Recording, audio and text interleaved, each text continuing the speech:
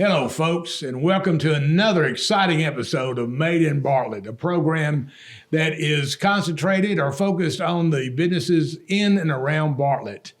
And we want to thank, first of all, our sponsor, First South Financial, who makes this podcast possible. Thank you for joining us. And today you have a treat because we have as our guest the illustrious, the famous, Mr. John Butler. I'm glad you stopped at famous. I was getting nervous there for a second. If you don't know this gentleman, he is the president and CEO of Agricenter International, which is, for your information, the largest urban farm in America. Is that right, John? That's correct. Okay. So most everyone in Memphis has heard of Agricenter International and probably been there at one time or another. But I don't think most people really know the details behind Agricenter, why it exists, what they do, because they do a lot of different things. So we've asked John Butler, who would know better than anyone, what is Agricenter all about? But first, let's get a little history of Agricenter. John seems to know the history pretty well. I think he had to know that in order to pass the exam to get the job. But anyway, John, would you tell our viewers what exactly is Agricenter International? So first, can I just thank you for this opportunity? Oh, absolutely. Thank you. Thank you. So John and I met several years ago now when I first got to town. I grew up in rural West Tennessee, but moved to Memphis to run the Agricenter. And, you know, I'll say this, one of the most inviting, best advocates for the entire community is you and what you do at the Bartlett Chamber. So really, here's that $20. Really appreciate that. We actually joined the Bartlett Chamber, and we're very proud to be a member, and really love how Memphis is a big city made up of a lot of really cool communities. It so is. Thank you for everything you do there to support John. Bartlett. Thank you. So Agricenter International got started in 1979. We're a nonprofit that operates basically on county property. So it's really unique to have a public-private partnership between both the state of Tennessee, Shelby County government, and the Agricenter Commission, and a nonprofit. So a lot of people don't know about the Agricenter Commission, but that was the entity that was created in 1979 to manage the Agricenter. So Mayor Bill Morris, who is the mayor of Shelby County, and Governor Lamar Alexander got together and came up with this concept. Bill Perkins was the chairman of the Shelby County Commission, and he was in full support of making this investment into both honoring the rich heritage of our community, being on the Mississippi River, being in the Delta, but also acknowledging that the future of agriculture is going to be dramatically different, I think is the big word to say. So we have to do things a little differently as an industry. And we've experienced that just in the decade I've been there. So, you know, agriculture looks a lot different. It actually tastes a lot different. Because we raise the food and fiber that you're able to consume and wear. As farmers, we're very active in that space, trying to make sure we listen to what the consumers need and what they're wanting. But the most interesting thing is how technology has changed the industry. So I have tractors on my family farm that have auto steer and that can drive themselves. I use drones in a lot of different ways, but we use unmanned vehicles to do everything from scout crops to check on the health of our livestock, cow herds. So again, technology has changed how we approach the industry, and Agricenter helps lead a lot of that research.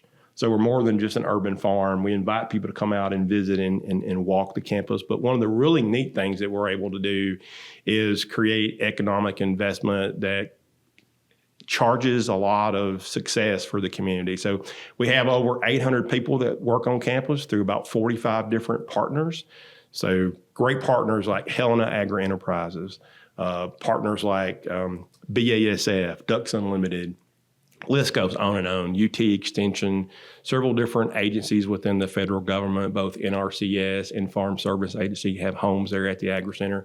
And we're very honored to have the opportunity to collaborate with these guys and gals for almost our entire 45 years. So this year is actually our 45th anniversary. And that gives you, I think, a little bit of the history. It ties in both our research, education, and also our economic and community development. Yeah.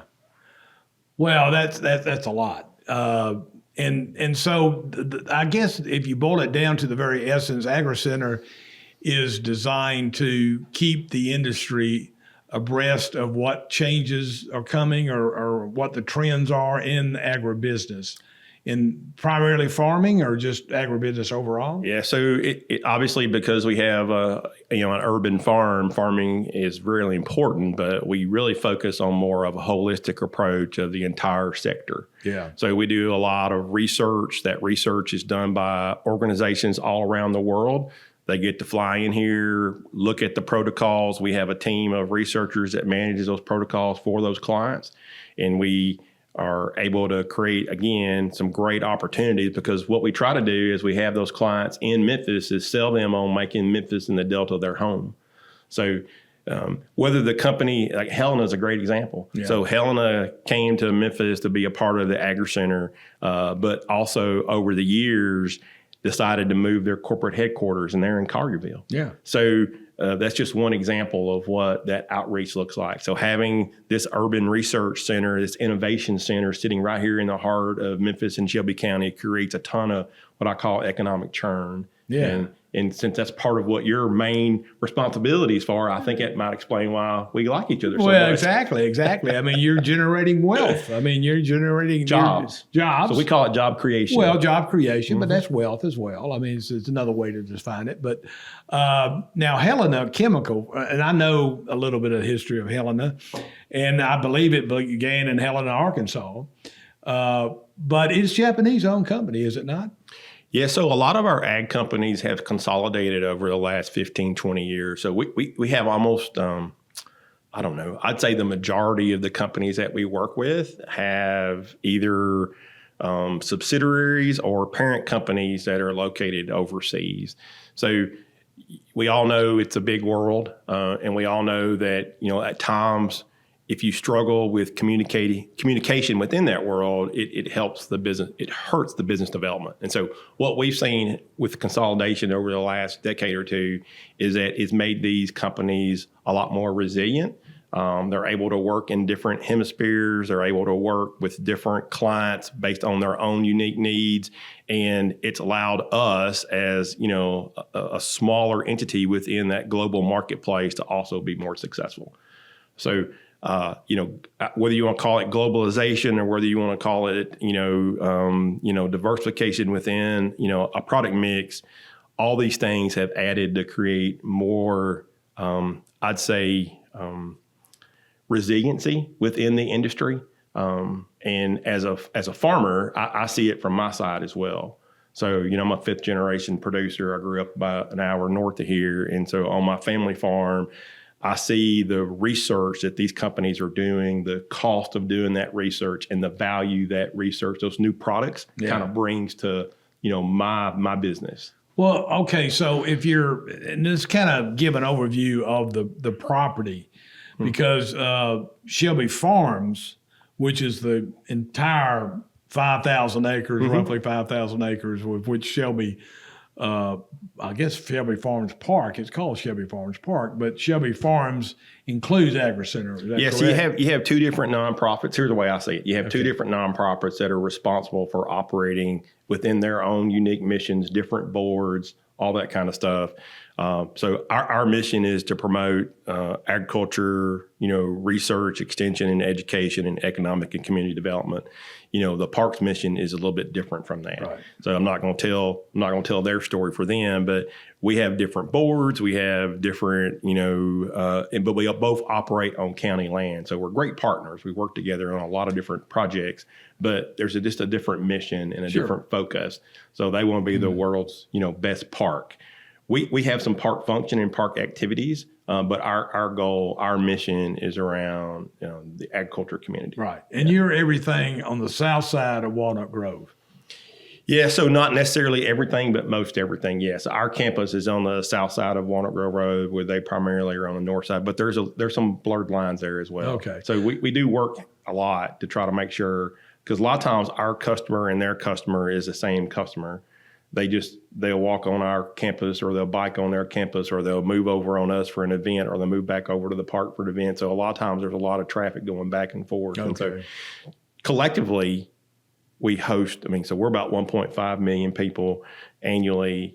I think the park says they're somewhere around 3 million annually. So collectively, we're somewhere, between, 3.4, 3.5 million people annually. So you have 1.5 million people just at the Agricenter. Agricenter. Yes, now, this is all year long, and this is all the functions and events that you have, that's including the Delta Fair. That's correct. And horse shows. And that's correct. That's correct. And the RV park? Everything counts. Okay. It's our total visitorship. Yes. Oh, wow. That's pretty impressive. It's a lot of people. Yeah, it is. So we'll have several weekends. We'll scale as large as 40 to 50,000, but the majority of our weekends stay between that 6 and 10,000, level of engagement. But we may have 15 activities or we may have 5 activities. It just depends on the weekend. Overall, my team will manage somewhere between 800 different contracts between leases, events, partnering organizations, et cetera. So we're fairly busy. And how big a staff do you have doing all this? So we have about 40 team members currently. And so we're all very excited about our mission, and we're all motivated to get the work done. Yeah, good. Yes, sir. Okay, so let's drive down Walnut Grove. Oh, I love that. So we're coming from the west, and we're crossing over the Wolf River, and the first thing you see is a shooting range, or is that the dirt bike? So there's a dirt bike track there on the right-hand side on the south that the park manages. The park does that. There's a shooting range, and then once you get past that county entrance, then everything else is managed by the Agricenter. Okay, so there's a little sliver right there that we don't manage. Okay. Right and around the Shelby County complex there. But you got the catfish pond. Yeah, so we do all the fields, and we do Catch 'em Lake, and we do all the trails that walk through the sunflower fields. We do the solar farm. We have all the research park. We have all the tenants and responsibilities associated with making sure they have a great experience. And then we have the expo building, Ducks Unlimited, the farmers market, and then obviously Showplace Arena. So we end right there at the corner of Germantown and Walnut Grove Road with about 40 acres right there in the corner.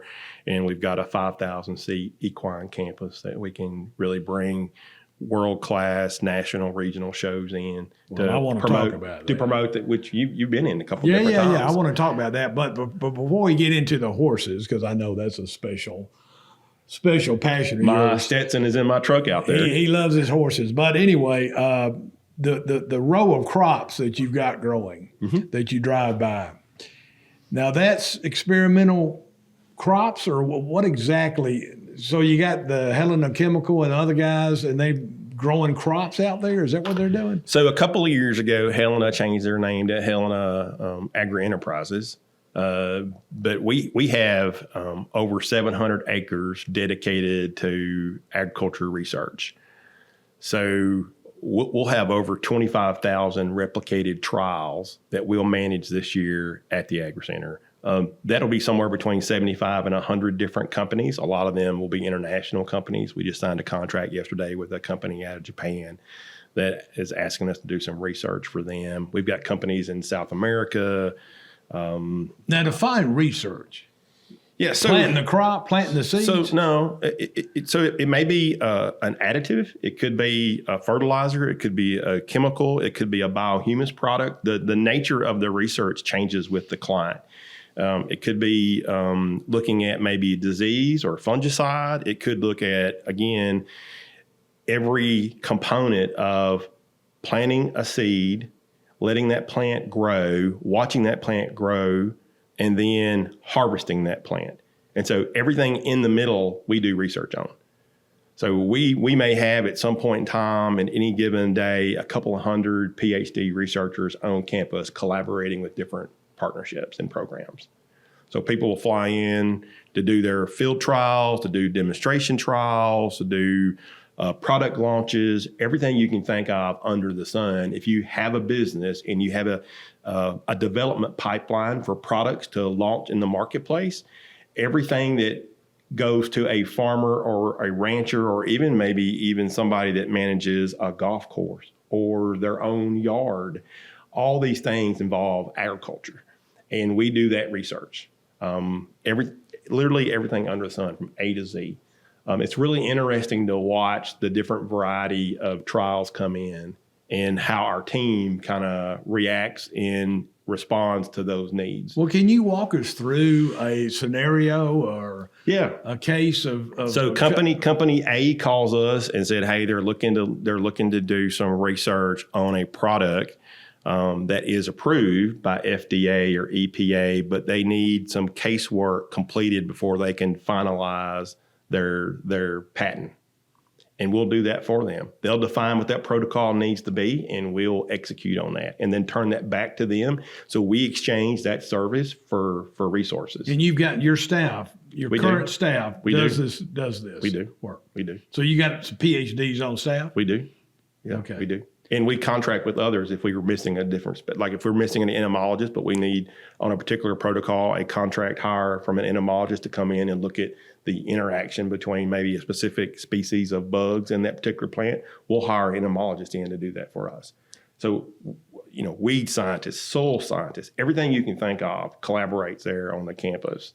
Well, how much of that research ends up being planted? 700 acres. 700 acres. 700 acres. We're going to plant 700 acres. And most of the research you're doing ends up being planted? I mean, it's a crop that's being planted? Or? Oh, yeah. So we had 37 different cultivars under research last year, everything from fruit and tree nuts to vegetable crops to major commodities, rice, corn, sweet potatoes, soy, wheat, everything you can think of, canola. And you got all that planted in that 700 acres? Yes, sir. So it's small plots. So like on my farm, I may plant, 500 acres of cotton and 500 acres soybeans. We plant small plot trials. Small farm that John has, by the way. We plant small plot trials that are roughly somewhere between a 10-foot square and 20 foot. Okay. So it's a very small, to have 20 or 25,000 of those replicated plots, they're very small. So when you look at research, especially on the ag size, it starts in a greenhouse and then it's scaled, potentially maybe to a laboratory, back to a greenhouse, then it goes to small plot. It's trialed in the environment with heat and humidity and bugs and all those cool things that we interact with. Sometimes we don't like, but we interact with those things. The plant and the product has to interact with that too, because if it works in a laboratory, that's awesome. But once you add humidity, it gets hot around here in the summertime. Once you add humidity, it may completely impact the success of that trial. So we're trialing these products that are somewhere in their infancy stage. They can walk and they can crawl, but they may not be able to run yet. And so we get them to where they can run. And some of our products fail. So we're a third-party verifier. We give our client our honest results, even whether they like it or dislike it. They pay us for that. So this is a unique service that you're providing these companies. There's 5 or 6 people around the country that do this. Oh, okay. I was going to ask how many. Okay, so but you would think that a lot of these companies have their own. They do farms. They do. They mostly do, but they're super expensive to run and they're challenging to scale, and it's easier to buy that service in. If you think about it, it happens all across the country in different business sectors. They contract with a third-party verifier to take their product and test it, because I didn't develop it. I'm not tied to the product. I'm looking at it fresh with clean eyes, and we're giving it, not me personally, but our team, and we're giving it basically the stamp of approval or not. You see what I'm saying? Yeah. We're that third party.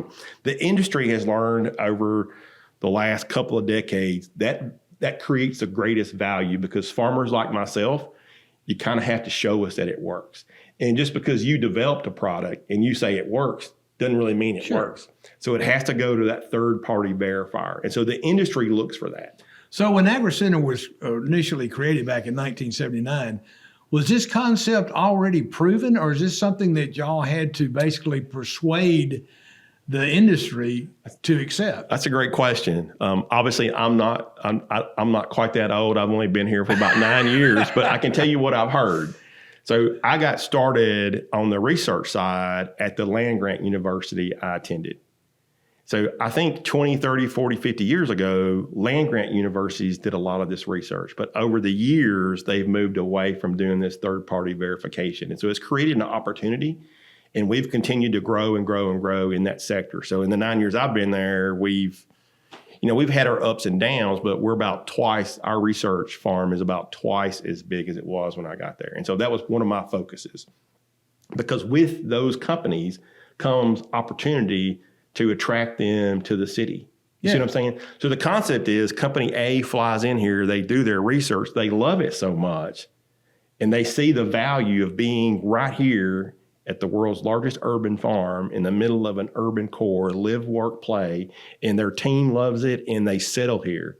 And it creates a ton of opportunity for us as a community.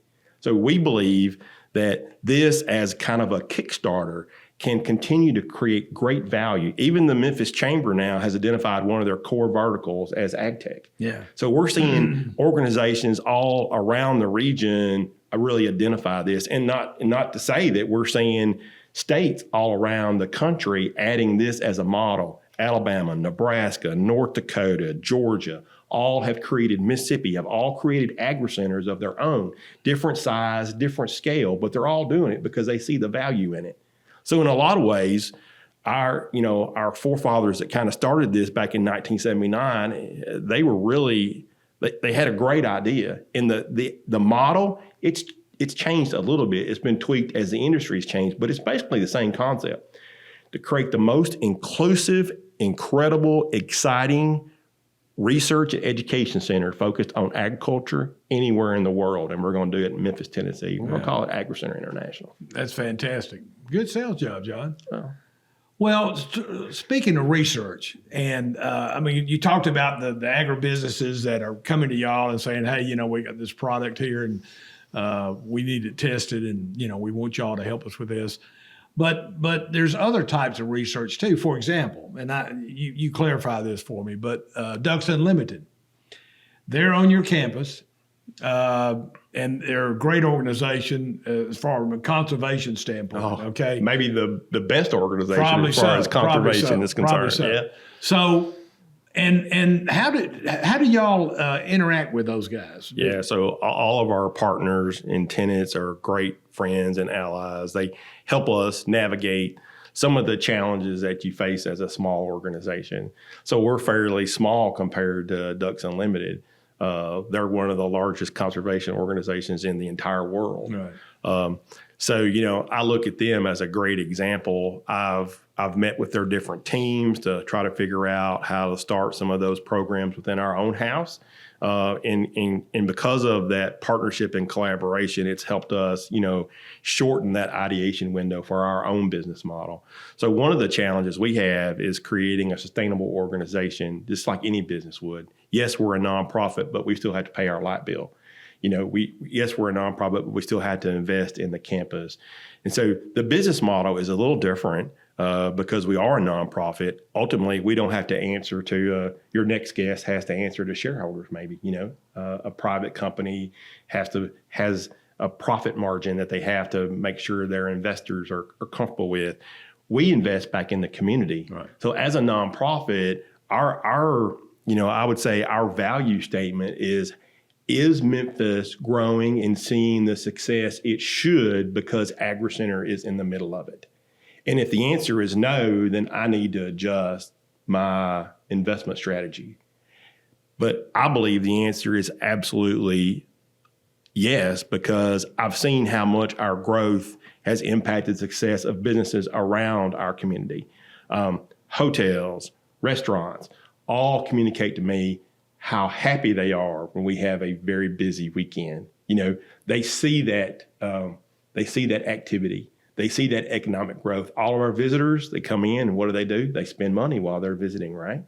So they create, an opportunity for our businesses and our guys and gals to find success through that lens. So we want to continue to grow. So when I got there, we were about 800,000 in visitorship. So we've almost doubled. COVID was really a problem for us. It really hurt us like it hurt a lot of organizations. And we really struggled. There was a time period there, I didn't know we would make it through the pandemic, just to be honest with you. You didn't get any of that PPP money? So we got a lot of help from everybody if they were offering. We tried to say yes to whatever was available to us because it was a challenge for us. Because when you think about it, we bring people together. Yeah. During the pandemic, we couldn't bring people together. So a lot of our facilities were closed down. Yeah. So we focused on maintenance. We focused on trying to make sure that when we were able to open up, we were doing so successfully. And we had great partnerships with all local and state and federal agencies to, we were the largest testing center during the pandemic. The largest what? Testing center for COVID. You remember you had to go to a testing center? Oh, testing center. Yeah, so we were the largest testing center. We were at an outdoor testing center. Yeah. Because the expo building was closed, that large parking lot behind it, we were able to pivot and create opportunity through, Shelby County Office of Emergency Management. Director Jones worked with us. And so we have a great partnership with Shelby County. And they hadn't talked about that, but that's a real asset. Yeah. Having the ability to communicate with all of our partners to make sure we're, rising tides kind of thing. We're bringing all ships up as we grow into. And y'all fall under the Shelby County government? Now, we're an independent nonprofit, but we're very close with Shelby County government because it's county land that we manage. Do they provide y'all with any funding at all? So not on a daily or operational standpoint. The buildings are owned by the county, so we do ask them to participate in some of the large capital projects that we have because we've tried to make a lot of real strategic investments to make sure we're giving our customers the experience they deserve. But on a day-to-day basis, we're responsible for maintaining the sustainability of the organization. But you're an economic development engine for the county. So that investment, I believe so, yes, sir. Yes, and I think you've done some assessments. Have you not? We have, yeah. What is that number? Well, I thank you for asking that. Yeah. So we completed an assessment a couple of years ago, and the findings were absolutely incredible. Over $524 million annually are generated by the activities that we host there at the Agricenter. $524 million annually. So collectively, again, we'll have over 45 companies there that I call Agricenter the home, over 500 employees that work there, obviously 1.5 million visitors.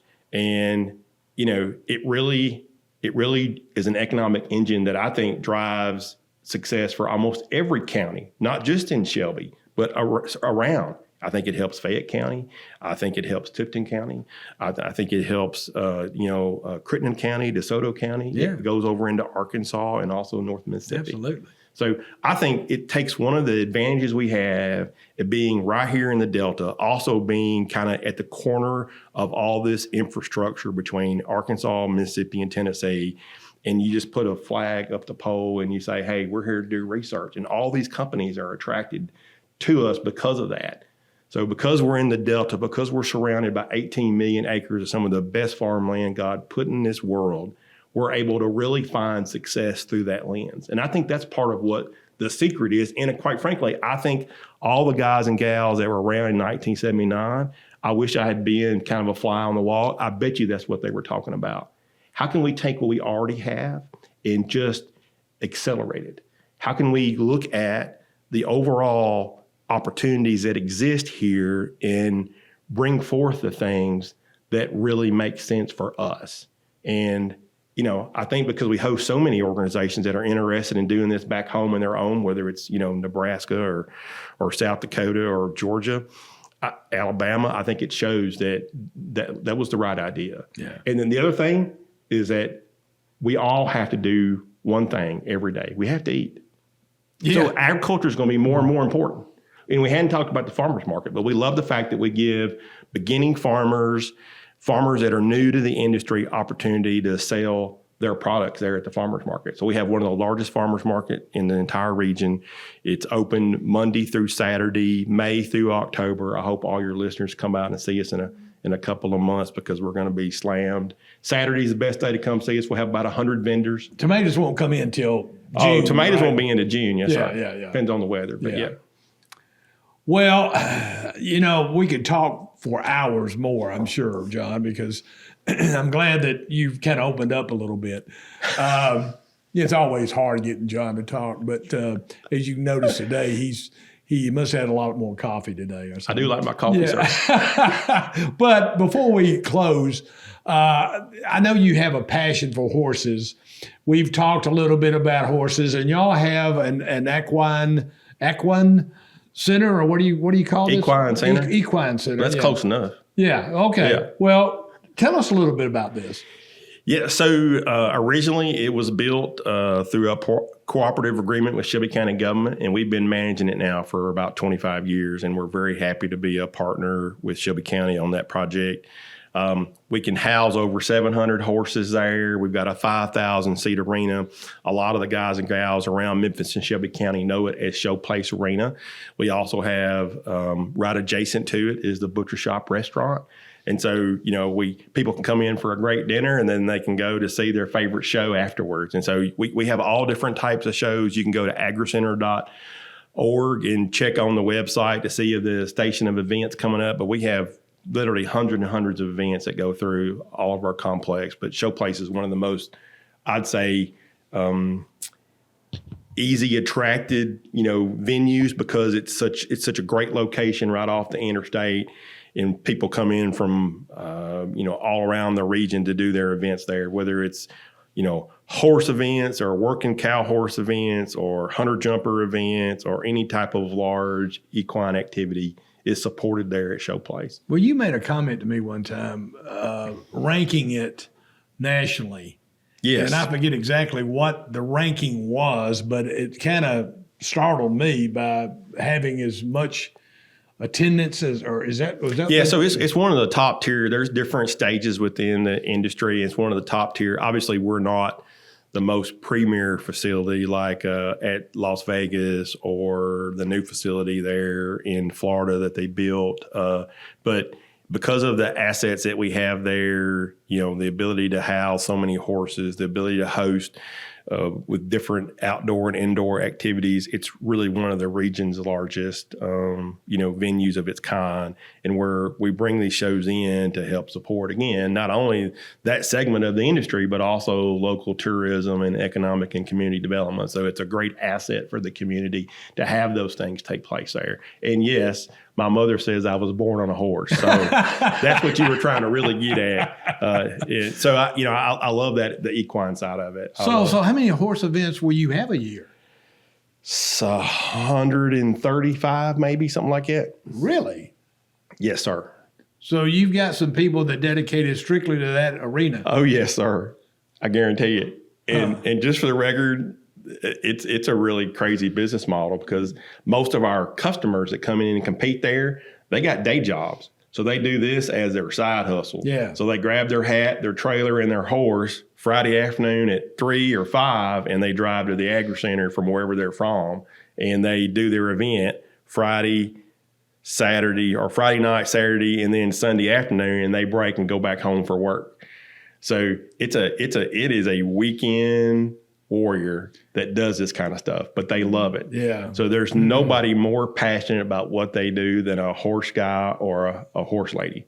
They're very passionate. Are there more horse ladies than horse guys, or what? Yes. There are. My experience is yes. The answer is yes. They love their animals. They care for them day and night, and they love their events, no matter what it is. And they're going to be at the Agricenter almost every Saturday. So we only have about 8 weekends that are not booked over the next 12 months. Do y'all have a cowboy boot store there on campus? No, but we have cowboy stores that come in during some of our larger events. So if you need a nice pair of cowboy boots and a Stetson, you just come look me up and I'll take care of you, all right? By the way, you in need of a stagecoach? I've heard that there's a stagecoach running around town somewhere looking for a home. I have heard that. Yes, sir. Yeah, well, I'd be glad to talk to you a little bit more about that. I'd love to have a conversation about that. Maybe you and your next guest can figure that out for me. Yeah, maybe so. Well, John, thank you so much for taking the time to come by here and talk to us.